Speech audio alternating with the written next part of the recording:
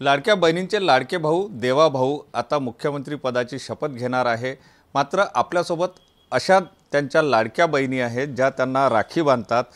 मंजुषा दीक्षित फडणवीस आणि भावना खरे या दोन्ही बहिणी आहे। या देवेंद्र फडणवीस यांच्या चुलत बहिणी आहे आणि त्यांना फडणवीसांना त्या राखी बांधतात। ताई काय सांगाल, देवेंद्र फडणवीस मुख्यमंत्री म्हणून आता तिसऱ्यांदा शपथ घेणार। लहानपणापासून तुम्ही त्यांना अंगा खांद्यावर खेळवलं, तुमच्यापेक्षा ते लहान आहे। कसा त्यांचा स्वभाव होता एकंदर आणि कशा प्रकारे ते राहायचे? त्याचा स्वभाव लहानपणापासून खेळकरच होता। कधी चिडला नाही, कधी रडला नाही आणि खूप असा जिद्दी होता। एखादी गोष्ट त्याला हवी असली की तो मागे लागायचा। मला हे हवं आहे, आपण म्हणायचं नको, नाही मला हे हवं आहे। म्हणजे तो पिच्छा नव्हता सोडत। शेवटी आपण म्हणायचो त्याला, जा रे बाबा, काय हवं ते कर, मला हे करायचं आहे, मी करू।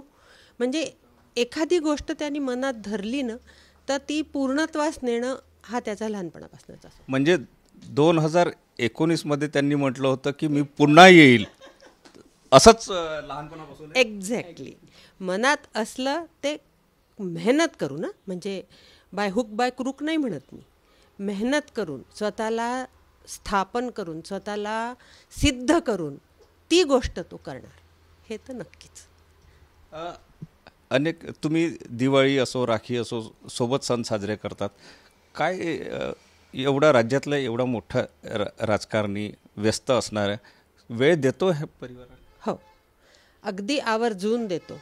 म्हणजे ते 14 ते 19 मध्ये CM होते। आम्ही वर्षावर जायचो, रात्रीचे 2-2:30 वाजेपर्यंत ऑफिसमध्ये काम करत राहायचे साहेब। पण आम्ही मागच्या पॅसेजमध्ये बसलेलो राहायचो त्यांची वाट बघत। पण मग ते यायचे आणि परत आमच्यासोबत तासभर घालवायचे। त्यांचं म्हणणं असं होतं की मी परिवारासोबत तासभर घालवला की मी रिफ्रेश होतो। घरच्या आठवणी, लहानपणच्या आठवणी, तर थोडाफार तो ऑफिसचा स्ट्रेस किंवा हे जे काही आहे तो ते तेवढ्यापुरती विसरायचा। तर त्याला ते आवडायचं, तो त्याच्यासाठी नक्कीच वेळात वेळ काढून येतो। तिसऱ्यांदा मुख्यमंत्री पदाची शपथ घेणार आहे, तुम्ही मात्र काही कारणास्तव का असे ना जाऊ शकत नाही आहे। तुमच्या काय शुभेच्छा असेल आणि काय म्हणजे तुम्हाला आठवण? शुभेच्छा तर आहेतच, जाऊ नाही शकत आहे हे माझं दुर्दैव म्हणेन मी।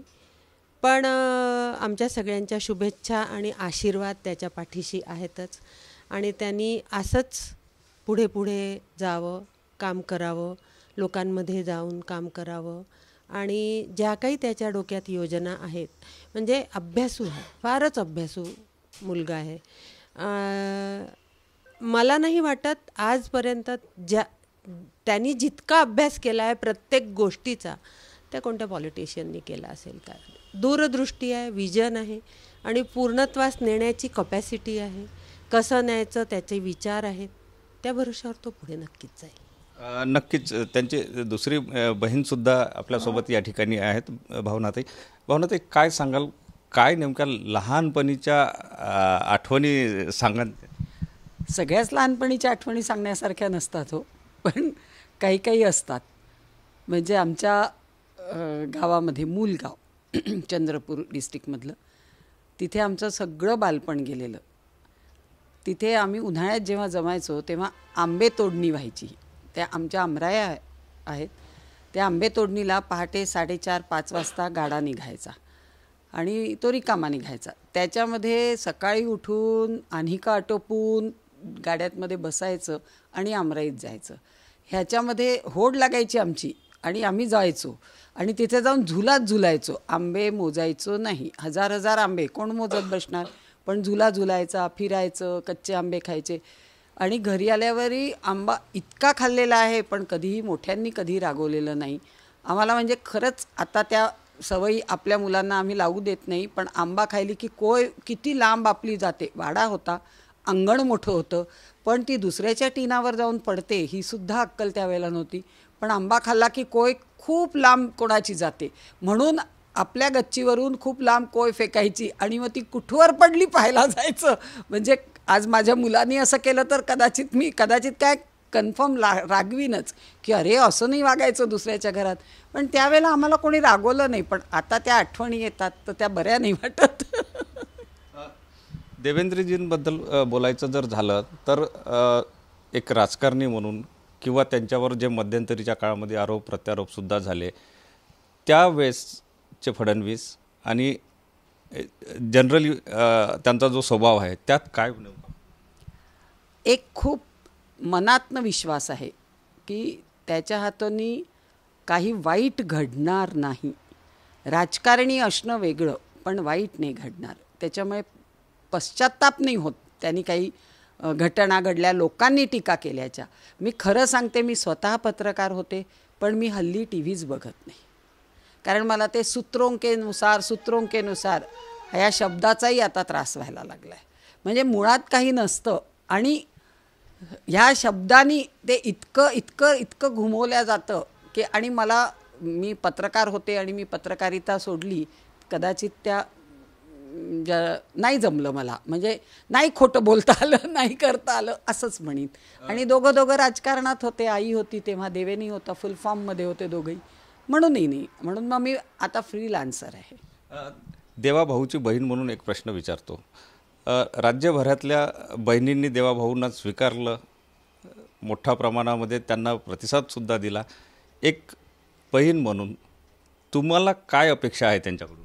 मुख्यमंत्री झाल्यानंतर त्याची उन्नती खूप व्हावी, त्याच्या मनात असेल ते सगळ्या योजना सफल व्हाव्या आणि सगळ्यांनी त्याला साथ द्यावी.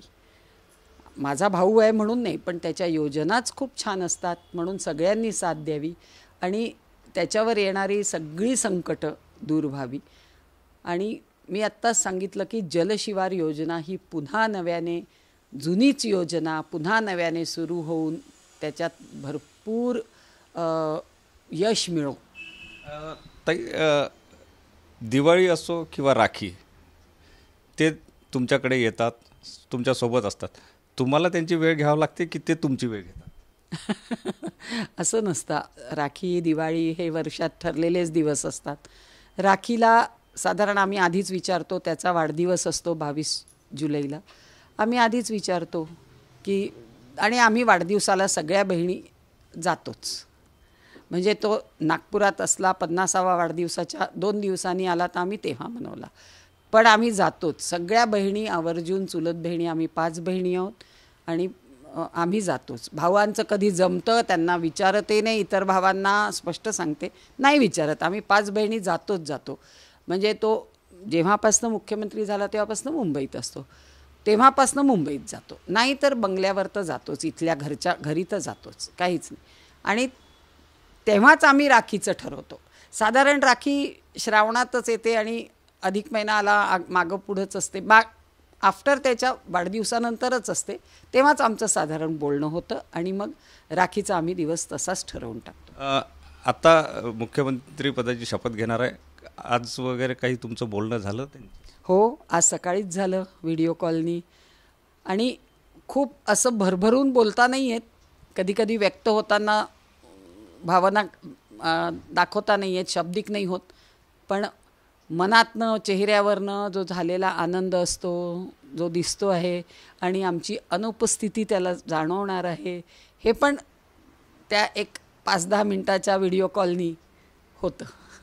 नक्कीच या दोनही बहिणी आहेत, काही कारणामुळे त्यांना शपथविधी सोहळ्यासाठी जाता येत नाही आहे, मात्र त्यांच्या शुभेच्छा ज्या आहेत ते त्यांनी दिलेल्या आहे आणि आपल्या भावाकडून अपेक्षासुद्धा व्यक्त केल्या आहे. कॅमेरामन सचिन सयामसह सुनील ढगे, TV9 मराठी, नागपूर.